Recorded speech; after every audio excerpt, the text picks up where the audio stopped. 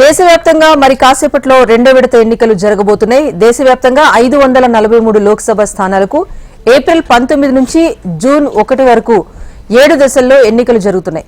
June 4న ఫలితాలు విడుదలవుతాయి. ఇక ఇప్పటికే ఏప్రిల్ 19న దేశవ్యాప్తంగా 102 ఎంపీ స్థానాలకు ఎన్నికలు ముగిశాయి. ఇవాళ రెండో విడతలో భాగంగా 13 రాష్ట్రాల్లోని 88 లోక్సభ స్థానాల పరిధిలో ఎన్నికలు జరగబోతున్నాయి. 16 కోట్ల మంది తమ ఓటు హక్కును వినియోగించుకోనున్నారు. 88 లోక్సభ స్థానాల పరిధిలో 1,67,000 పోలింగ్ కేంద్రాలు ఏర్పాటు చేశారు. బీహార్లోని 4 లోక్సభ నియోజకవర్గాల పరిధిలో పోలింగ్ సమయాన్ని కేంద్ర ఎన్నికల సంఘం పెంచింది. ఇప్పటికే అధికారులు ఎన్నికలకు సంబంధించి అన్ని ఏర్పాట్లు పూర్తి చేశారు. ఓటర్లకు ఎలాంటి అసౌకర్యం కలగకుండా చర్యలు తీసుకున్నారు.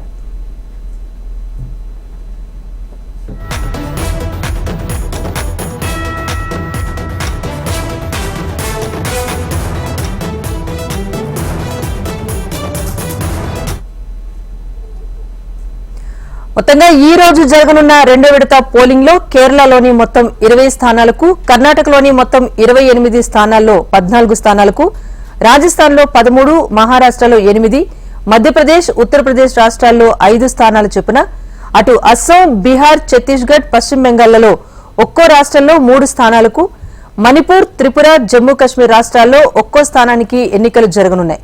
ఎన్నికల ఏర్పాట్లకు సంబంధించి పూర్తి సమాచారాన్ని ఢిల్లీ నుంచి మా ప్రతినిధి శిరీష్ అందిస్తారు. శిరీష్, చెప్పండి, మరి కాసేపట్లో సెకండ్ ఫేజ్ పోలింగ్ జరగనున్న నేపథ్యంలో ఏర్పాట్లన్నీ పూర్తయినట్లేనా? వివరాలేంటి?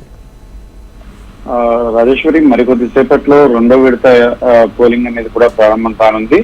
7 గంటలకు ఈ పోలింగ్ అనేది కూడా ప్రారంభమవుతుంది. ఇప్పటికే ఎన్నికల సంఘం పూర్తి స్థాయిలో అన్ని ఏర్పాట్లన్నీ కూడా చేసింది. నిన్న కేంద్ర ఎన్నికల సంఘం ప్రధానాధికారి అదేవిధంగా ఇతర కమిషనర్లు కూడా కలిసి ఎన్నికల ఏర్పాట్లను కూడా సమీక్షించడం కూడా జరిగింది. ఎన్నికలు జరిగే ప్రాంతాల్లో అన్ని పోలింగ్ బూత్లకు కూడా ఈవీఎంలు, పోలింగ్ సిబ్బంది చేరేలాగా ఏర్పాట్లను కూడా చేయడం కూడా జరిగింది.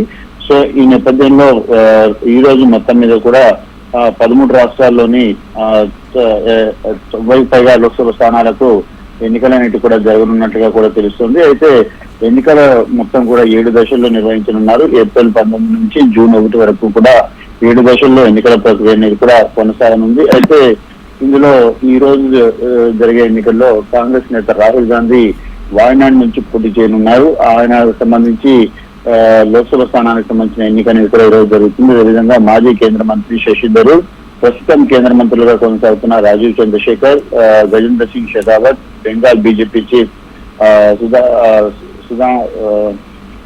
బీజేపీ చీఫ్ తో పాటుగా ఛత్తీస్గఢ్ మాజీ ముఖ్యమంత్రి భూపేష్ బఘెల్, వీళ్ళందరూ కూడా ప్రధాన అభ్యర్థులుగా ఉన్నారు. వీళ్ళకి సంబంధించి ఈ రోజు ఎలక్షన్ అనేది కూడా జరగనుంది. మొత్తం 88 లోక్సభ స్థానాలకు సంబంధించిన పరిధిలో దాదాపుగా 16 కోట్ల మంది ఓటర్లు తమ యొక్క ఓటు హక్కును వినియోగించుకుంటున్నారు.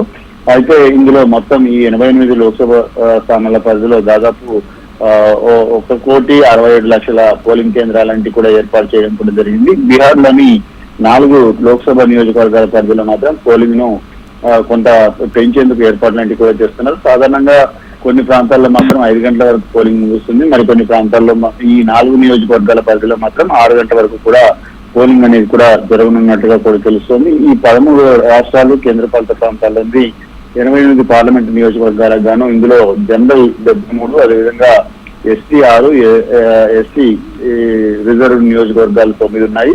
వీటికి సంబంధించి ఈ రోజు ఉదయం 7 గంటలకు పోలింగ్ ప్రారంభమవుతుంది.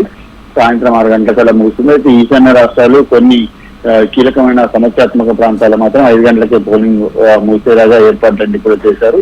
బీహార్ లోని బ్యాంకా, మాధవపుర, ఉగారియాతో పాటు మంగేర్ నియోజకవర్గాలు మాత్రం పోలింగ్ సమయాన్ని కూడా పెంచడం కూడా జరిగింది.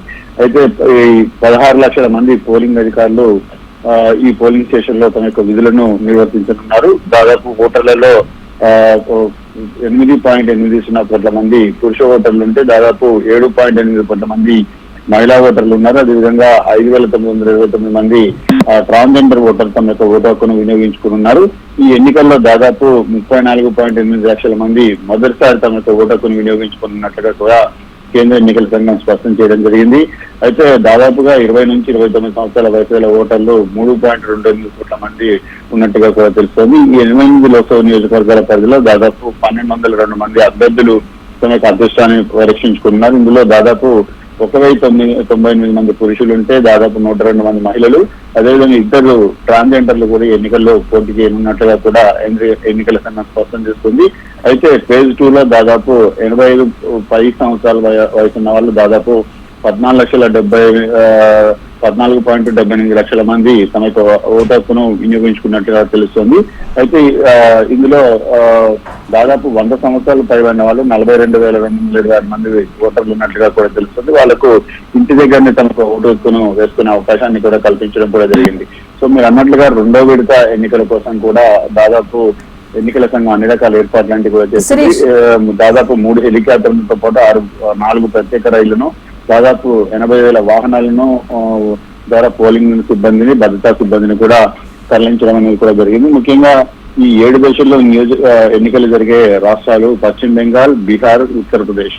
ఇందులో పశ్చిమ బెంగాల్లో కొన్ని సమస్యాత్మకమైన ప్రాంతాలన్నిటి కూడా ఉన్నాయి కాబట్టి ఇక్కడ కేంద్ర బలగాలను పెద్ద ఎత్తున తరలించడం జరిగింది. కేంద్ర బలగాల పహారాల్లో ప్రస్తుతం పశ్చిమ బెంగాల్ ఎన్నికలు ఉన్నాయి. మొదటి విడత శిరీష్, అయితే ఇప్పుడు జరుగుతున్న ఈ 13 రాష్ట్రాల ఎన్నికలు చాలా కీలకం అని చెప్తున్నారు. సెకండ్ ఫేజ్ లో కీలకమైన నేతలు ఉన్నారు.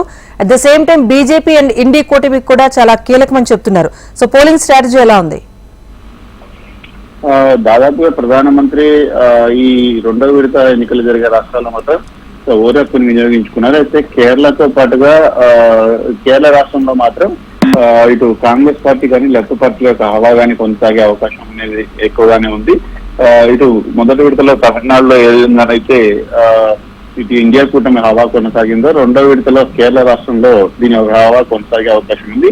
కానీ బీజేపీ అనుకున్నంతగా, ఎన్డీఏ కూటమి అనుకున్నంతగా 2వ ఫేజ్ లో ఆదరణ వస్తుందా లేదా అనేది కూడా చూడాలి. ఎందుకంటే మొదటి విడతలో మాత్రం 50-50 ఉంటే ఇక్కడ 2వ విడతలో కొంత ఎన్డీఏ కూటమికి ఎడ్జ్ ఉండే అవకాశం ఉందని తెలుస్తుంది. అయితే అనుకున్నంత ఎడ్జ్ వస్తుందా లేదా అనేది కూడా చూడాలి. కానీ గతంలో రికార్డ్స్ కనుక చూసినట్టయితే 2వ విడతలో కొద్దిగా ఇండియా కూటమికే ఎడ్జ్ కూడా కనిపించింది.